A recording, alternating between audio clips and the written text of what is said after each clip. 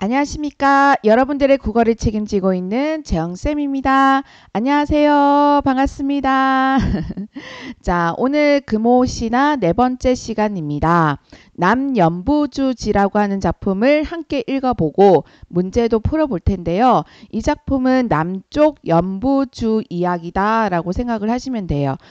이 연부주라고 하는 곳은 염라대왕이 다스리는 곳이죠. 이 염라대왕이 다스리는 곳이 어디예요? 저승이죠, 저승. 자, 그래서 저승 이야기다 라고 보시면 됩니다. 앞부분 줄거리부터 한번 읽어보도록 할게요. 경주에 사는 박생은 유학으로 대성할 것을 목표로 해서 열심히 노력을 했으나 과거에 급제를 하지 못하고 불쾌함을 이기지 못한다.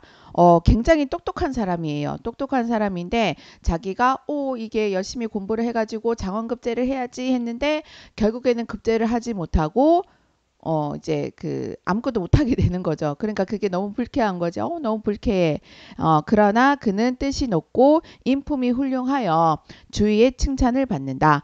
그는 불교 등의 이단에 빠지지 않기 위하여 유교 경전을 읽고 세상의 이치는 하나뿐이다 라고 하는 내용의 일리론이라고 하는 책을 쓰게 되거든요. 그러면서 자신의 뜻을 다지게 됩니다. 어느 날 박생은 꿈에 저승사자에게 인도가 되어 연부주라고 하는 별세계에 가서 연마왕과 더불어서 유교에 대해서도 얘기하고 불교, 미신, 우주, 정치 다방면에 걸친 이야기와 문답을 하여 그와 의견의 이치를 보게 되는 거죠. 둘의 생각이 맞는 거예요. 연마는 이제 연부주의 왕입니다. 그리고 이 작품을 보시면은 박생을 굉장히 좋아해요. 그래서 박생을 옹호하고 그의 사상이 타당하다라고 하는 것을 계속 입증을 시켜주는 인물이라고 생각을 하면 되거든요. 그래서 이 연마가 말을 마치자 크게 잔치를 베풀어서 즐길새 사만의 흥망의 자취를 묻기도 하거늘 박생이 일일이 얘기를 하다가 고려의 건국 얘기를 하게 되는 거죠. 여기 보니 그 박생이라고 하는 사람이 주인공이잖아요. 이 사람은 이제 작가 사상의 대변자이자 아까 그 앞에서 얘기한 것처럼 청렴하고 강직한 사람입니다. 그래서 이 연마가 이 건국 이야기를 막 하면서 그 박생이 그 건국 이야기를 하면서 연마는 수차례 탄식을 하면서 서글퍼 하더니 다시 말하기를, 자 여기 보면 수차례 탄식을 했다라고 돼 있는데 이 연마하고 박생의 생각이 일치하기 때문에 막 탄식을 하는 거예요. 그래 옳지 그래 하면서 자 탄식을 하면서 연마가 무슨 말을 하냐면 나라를 맡은 이는 폭력으로서 백성을 다스리지 못할 것이며 덕이 없이 지위를 차지할 수가 없을 것이다.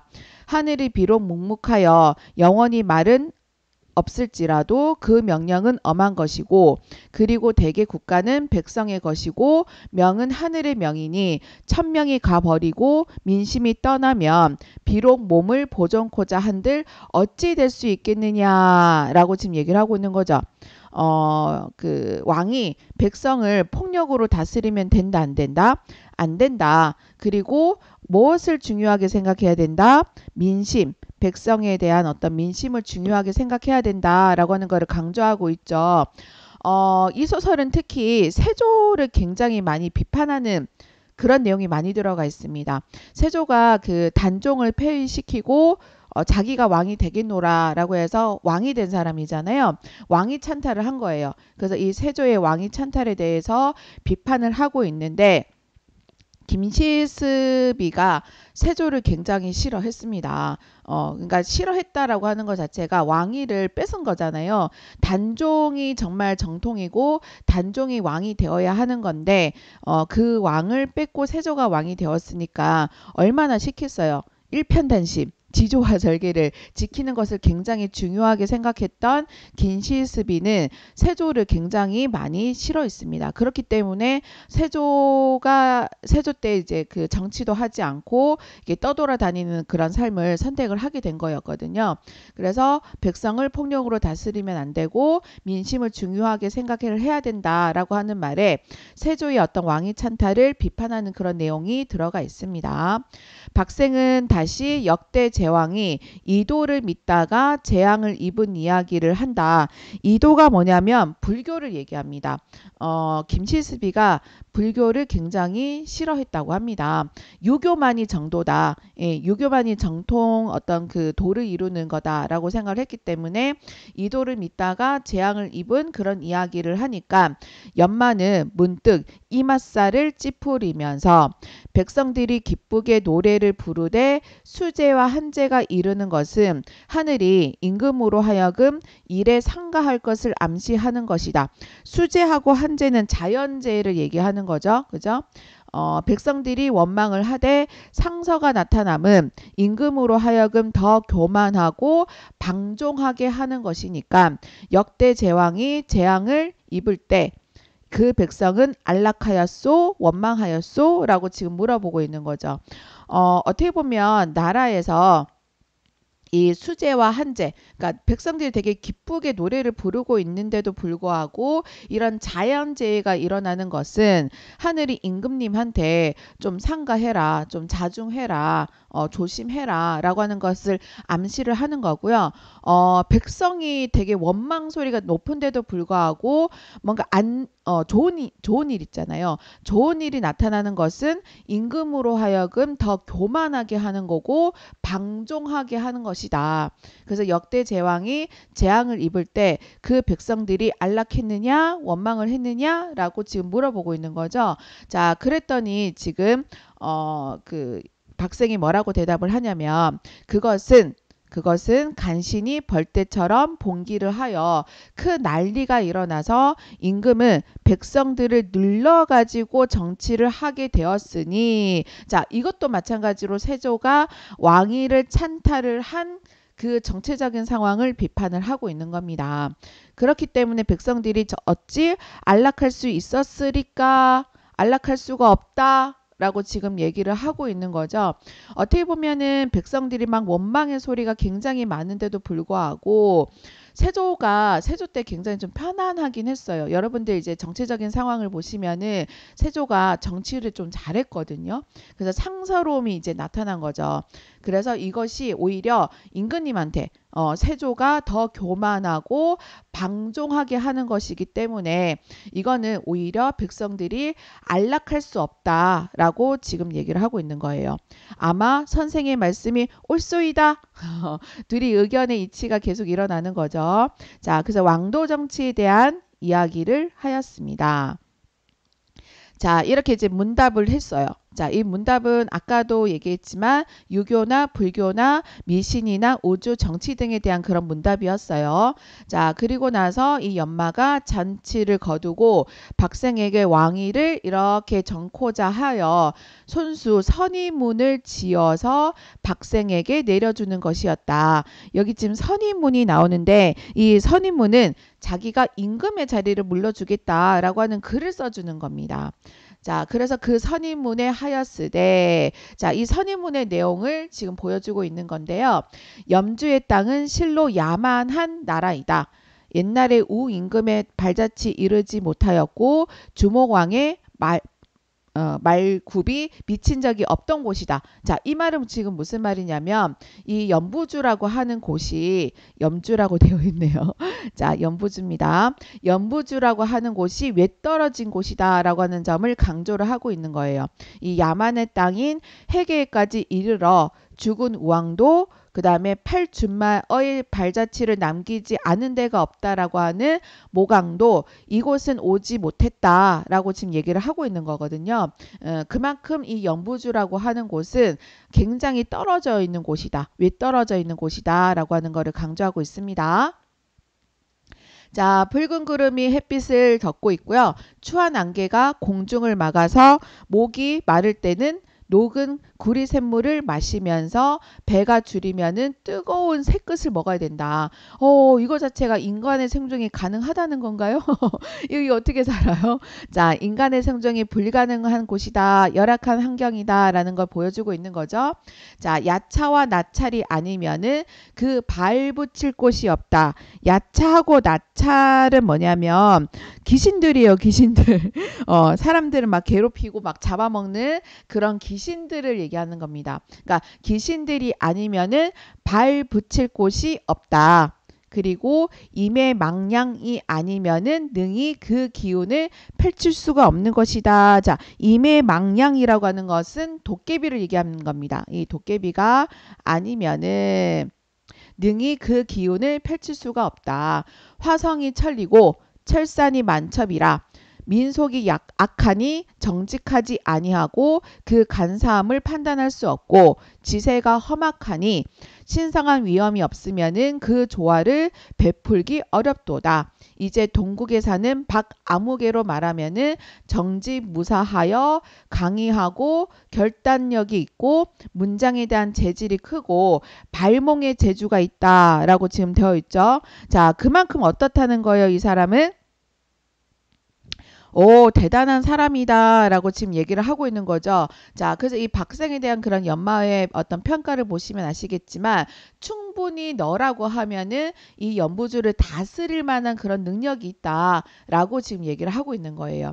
그래서 모든 백성들의 기대에 어그러짐이 없을지니 경은 도덕과 예법으로서 백성들을 지도할 것이오며 온 누리를 태평하게 해 주시오.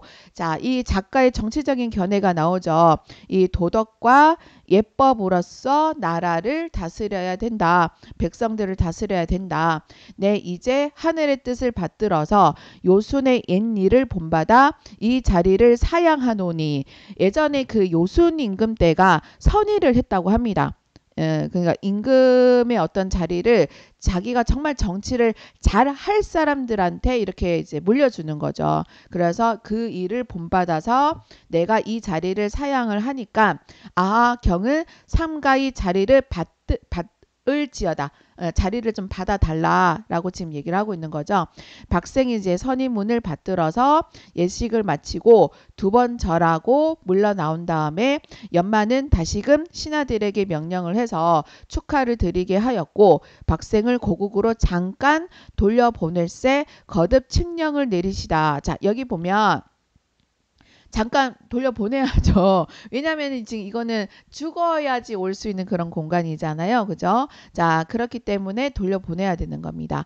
멀지 않아서 이곳에 돌아올 것이니 나와 함께 문답한 전말을 인간에 널리 퍼뜨려서 황당한 전설을 남게 하지 마시오. 자, 여기 보면 멀지 않아서 이곳에 올 것이다. 이 박생의 이제 운명을 예견하는 거죠. 자, 그리고 황당한 전설이라 돼 있는데 이 전설 뭐 윤회 천상, 지호, 자, 이거에 대한 인간 세상에 잘못 알려져 있는 그런 진실들을 남기지 말게 해달라라고 지금 얘기를 하고 있어요. 자, 박생이 또한 다시 절하면서 치사하여 말하기를 감히 명령을 어길 일이 있사오리까? 그 말은 뭐예요?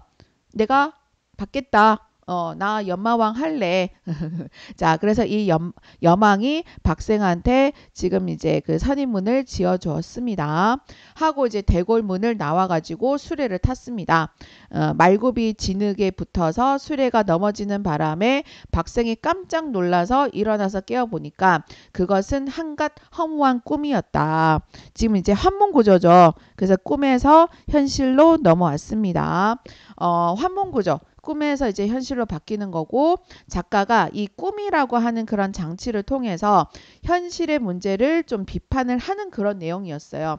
세조가 마음에 안 들거든요. 그래서 이 세조의 왕위 찬탈의 어떤 문제라든지 나라를 다스리는 그런 내용이라든지에 대해서 자기의 어떤 견해가 아주 잘 드러나고 있죠.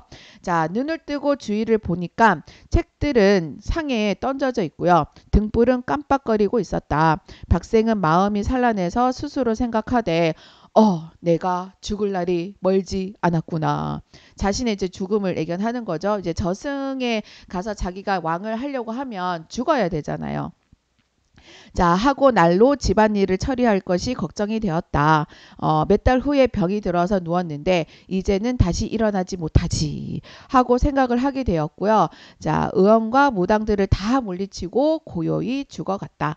그가 가던 날 저녁 꿈에 신인 이 이제 이웃에 고하여 말하기를 그대 이웃의 아무개가 장차 염라왕이 될 것이다 라고 지금 이제 얘기를 하는 거죠. 그러니까 이 아무개가 바로 누굽니까? 박생입니다. 자, 이 박생이 염라왕이 될 것이다. 이 꿈의 내용이 이제 실현될 것이다 라고 이제 고하는 걸로 끝나는 소설입니다 라고 하더라. 자, 꿈에서 깨어난 이제 박생이 세상을 떠나는 내용입니다. 자, 보십시다. 이 해제가 이 글은 유학으로 대성을 하겠다고 포부를 지녔던 인품도 좋고 이 강직한 이 박생이라고 하는 인물이 어느 날 꿈에 연마왕을 만나서 여러 가지 이야기를 했죠. 그래서 돌아오고 나서 몇 달 후에 세상을 뜬다라고 하는 그런 내용이었어요. 자, 작가는 이 글에 등장하는 연마와 박생의 문답을 통해서 자신의 어떤 사상적, 철학적, 정치적 그런 견해가 잘 드러났어요. 그거를 이제 직접 드러내는 것이 아니라 자, 이 그 내용을 박생이라고 하는 그런 인물을 통해서 간접적으로 드러냈습니다. 주제는요. 당대의 현실에 대한 비판과 선비들이 지녀야 되는 바른 자세에 대해서 이야기를 해주고 있는 거죠. 그렇죠? 자, 그러면 문제를 풀어보도록 하겠습니다. 자, 이게 드라마 제작할 거예요.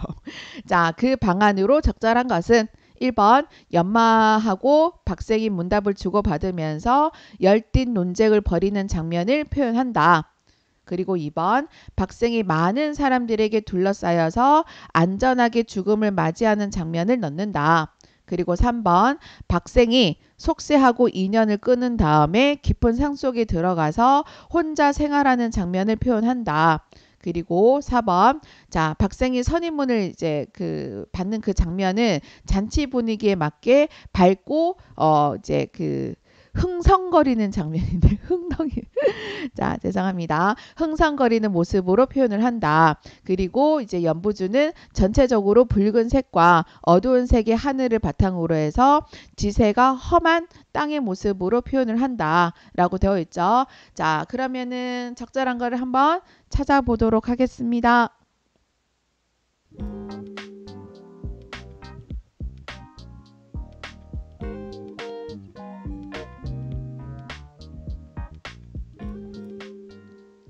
자, 푸셨죠? 몇 번이 답입니까? 자, 답은 자, 5번입니다. 그래서 되게 험악하다라고 했거든요. 그래서 5번이 답입니다. 그래서 붉은색, 어두운색 뭐 이렇게 열띤 논쟁하지 않았어요. 이제 둘이가 전혀 논쟁하지 않고 서로 이제 얘기를 주고받았고 그리고 이제 연마는 무조건 이제 박생이 말하면 그래 오라 뭐 이렇게 얘기를 했고요. 그래서 이제 이 내용을 보시면은 아시겠지만 이 그 저승이라고 하는 그런 공간이 나오는 소설이 거의 없어요. 우리나라에서.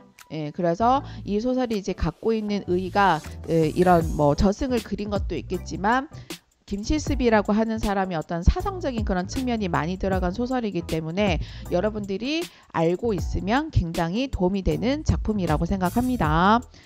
이렇게 해서 남연부주지라고 하는 작품을 읽어보았습니다. 함께 합니다. 감사합니다. 아자아자 화이팅!